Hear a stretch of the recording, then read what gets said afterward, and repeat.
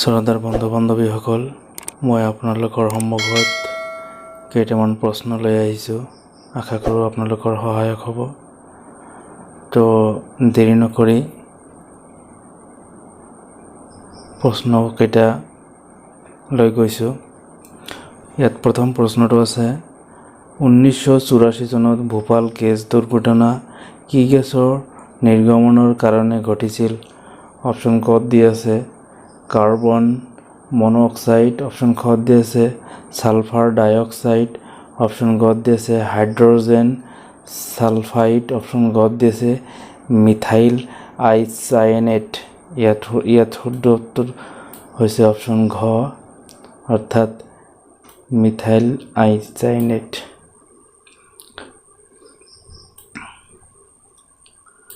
দুই নম্বৰ প্ৰশ্নৰ বৈশিষ্ট্যত কি প্ৰাণীৰ পুনৰ সংস্থাপন কেন্দ্ৰ আছে? অপশ্যন ক আছে নল গাহৰি, অপশ্যন খ আছে নাহৰ ফুটুকী, অপশ্যন ঘ আছে শিহু, অপশ্যন গ আছে সোণালী বান্দৰ। ইয়াৰ শুদ্ধ উত্তৰটো হ'ব অপশ্যন ক, অৰ্থাৎ নল গাহৰি। 3 নম্বৰ প্ৰশ্ন,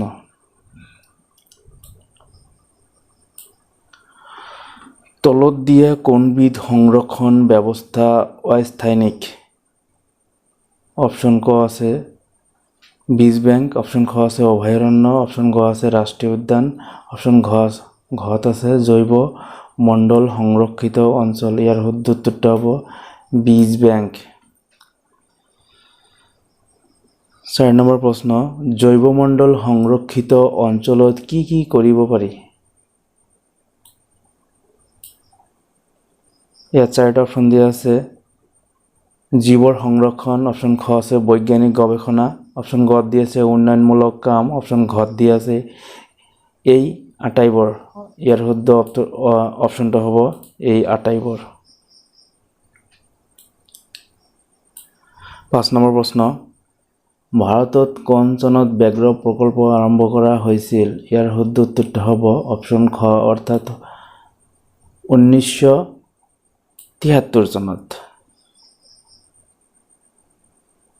6 নম্বৰ প্ৰশ্ন, ৰেড ডাটা বুকৰ দায়িত্ব কাৰ ওচৰত? অপশ্যন ক IUCN, অপশ্যন খ IBWL, অপশ্যন গ WWF, অপশ্যন ঘ এটাৰো নহয়। ইয়াৰ শুদ্ধ অপশ্যনটো হ'ব অপশ্যন ক, অৰ্থাৎ IUCN। 7 নম্বৰ প্ৰশ্ন, ভাৰতৰ কোনখন ৰাজ্যত গড়ৰ মুক্ত আৱাসস্থল আছে? ইয়াৰ শুদ্ধ উত্তৰটো হ'ব অপশ্যন গ, অৰ্থাৎ অসমত। ভাৰতবৰ্ষৰ ভিতৰত গড়বিলাকৰ মুক্ত বিচৰণ স্থল হ'ল অসম। 8 নম্বৰ প্ৰশ্ন, তলত দিয়া কোনটো অঞ্চল বিশ্ব ঐতিহ্যপূৰ্ণ অঞ্চল তালিকাৰ অন্তৰ্ভুক্ত? ইয়াৰ শুদ্ধ, ইয়াত 4টা অপশ্যন দিয়া আছে মানাহ ৰাষ্ট্ৰীয় উদ্যান, খ নামদাফা ৰাষ্ট্ৰীয় উদ্যান, গ নামেৰি ৰাষ্ট্ৰীয় উদ্যান, ঘ ওৰাং ৰাষ্ট্ৰীয় উদ্যান। ইয়াৰ শুদ্ধ উত্তৰটো হ'ব মানাহ ৰাষ্ট্ৰীয় উদ্যান। 9 নম্বৰ প্ৰশ্ন, পৃথিৱীৰ সকলোবোৰ জীৱ কিহৰ অন্তৰ্ভুক্ত? অপশ্যন ক'ত দি আছে জৈৱমণ্ডল, অপশ্যন খত দি আছে পৰিস্থিতিতন্ত্ৰ, অপশ্যন গ আছে বায়ম, অপশ্যন ঘত আছে সম্প্ৰদায়। ইয়াৰ শুদ্ধ উত্তৰটো হ'ব অপশ্যন ক, অৰ্থাৎ জৈৱমণ্ডল। 10 নম্বৰ প্ৰশ্ন, তলত দিয়া কোনবিধ প্ৰাণী প্ৰাথমিক উপভোক্তা নহয়? ইয়াৰ শুদ্ধ উত্তৰটো হ'ব অপশ্যন গ বাঘ, অৰ্থাৎ গৰু নহয়, ছাগলীও নহয়, ম'হ নহয়। ইয়াৰ শুদ্ধ উত্তৰটো হ'ব বাঘ। 11 নম্বৰ প্ৰশ্ন, প্ৰকৃতিত চাফাই কৰা কাম কোনে কৰে? অপশ্যন ক পাচনকাৰী আৰু মৃত্যুভোজী, অপশ্যন খ উপভোক্তা, অপশ্যন গ উৎপাদক, অপশ্যন গ জামাদাৰ। ইয়াৰ শুদ্ধ উত্তৰটো হ'ব পচনকাৰী আৰু মৃতভোজী। 12 নম্বৰ প্ৰশ্ন, তলত দিয়া কোনবিধ উপাদান অজৈৱিক? অপশ্যন ক ভেক্টৰিয়া, অপশ্যন খ পানী, অপশ্যন গ হেলাই, অপশন গ ভেঁকুৰ। ইয়াৰ শুদ্ধ উত্তৰটো হ'ব অপশন খ অৰ্থাৎ পানী।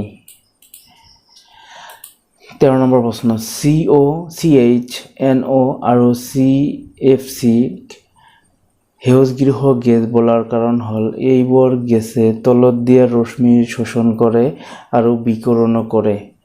অপশন ক ৰঞ্জন ৰশ্মি, অপশন খ গামা ৰশ্মি, অপশন গ অতিবেগুনী ৰশ্মি, অপশন ঘ তাপীয় বিকিৰণ। ইয়াৰ শুদ্ধ উত্তৰটো হ'ব অপশন গ তাপীয় বিকিৰণ। 14 নম্বৰ প্ৰশ্ন, ওজন গেছৰ তৰপটো পাতল কৰাত কি গেছৰ প্ৰভাৱ আটাইতকৈ বেছি? ইয়াৰ শুদ্ধ উত্তৰটো হ'ব অপশন ক অৰ্থাৎ CFC গেছৰ প্ৰভাৱত ওজন গেছৰ তৰপটো পাতল হৈ যায়। 15 নম্বৰ প্ৰশ্ন, ব্যাঘ্ৰ প্ৰকল্প থকা নামদাফা ৰাষ্ট্ৰীয় উদ্যানখন ক'ত অৱস্থিত? আমি জানো এইখন আমাৰ অসমত নহয়, এইখন হ'ল কি, ইয়াত অপশন দিয়া আছে অসম, পশ্চিমবংগ, অৰুণাচল প্ৰদেশ, নাগালেণ্ড। ইয়াৰ শুদ্ধ উত্তৰটো হ'ব অপশন গ অৰ্থাৎ অৰুণাচল প্ৰদেশ।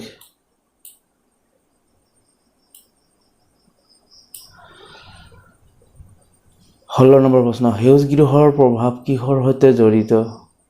ক গোলকীয় উষ্মীভৱন, খ ঘৰৰ চালত কৰা খেতি, গ ৰান্ধনিৰ খেতি, ঘ হেলাই বংশবৃদ্ধি। ইয়াৰ শুদ্ধ উত্তৰটো হ'ব অপশন ক গোলকীয় উষ্মীভৱন। 17 নম্বৰ প্ৰশ্ন, সেউজগৃহ গেছ কোনখন দেশৰ পৰা অধিক আহে? অপশন দিয়া আছে 4খন দেশৰ নাম। ইয়াত ক আমেৰিকা যুক্তৰাষ্ট্ৰ, খ ব্ৰাজিল, গ জাৰ্মানী, ঘ ৰাছিয়া। ইয়াৰ শুদ্ধ উত্তৰটো হ'ব ক অৰ্থাৎ আমেৰিকা যুক্তৰাষ্ট্ৰ। 18 নম্বৰ প্ৰশ্ন, আগত দিনবোৰত মানুহৰ ছালৰ বেমাৰ হোৱাৰ সম্ভাৱনা কি কাৰণে বৃদ্ধি পাইছে? অপশন ক কাপোৰ ধোৱা পাউডাৰৰ অধিক ব্যৱহাৰ, খ প্ৰদূষণ, গ বায়ু প্ৰদূষণ, ঘ ওজন গেছৰ তৰপ পাতল হৈ যোৱা। ইয়াৰ শুদ্ধ উত্তৰটো হ'ব ওজন গেছ তৰপ পাতল হৈ যোৱা। অপশন ঘটো শুদ্ধ। 19 নম্বৰ প্ৰশ্ন, গৰু ম'হৰ খাদ্য হিচাপে কি উত্তম? শুকান খেৰ, তুঁহ, গেহৰ বাকলি, ইউৰিয়া। ইয়াৰ শুদ্ধ উত্তৰটো হ'ব শুকান খেৰ। 20 নম্বৰ প্ৰশ্ন, বৰ্তমান জীৱ বৈচিত্ৰ্য হ্ৰাস হোৱাৰ এটা প্ৰধান কাৰণ হৈছে ক DDTৰ জৈৱ পৰিৱৰ্তন, খ ভূ উষ্মীভৱন, গ ওজন তৰপ পাতল হৈ যোৱা, ঘ আৱাসস্থল ধ্বংস হোৱা। ইয়াৰ শুদ্ধ উত্তৰটো হ'ব আৱাসস্থল ধ্বংস হোৱা। 21 নম্বৰ প্ৰশ্ন, বায়ুত ওজন হিচাপে শতকৰা কিমান ভাগ কাৰ্বন ডাই অক্সাইড গেছ থাকে? ইয়াৰ শুদ্ধ উত্তৰটো হ'ব অপশন ক অৰ্থাৎ 0.034।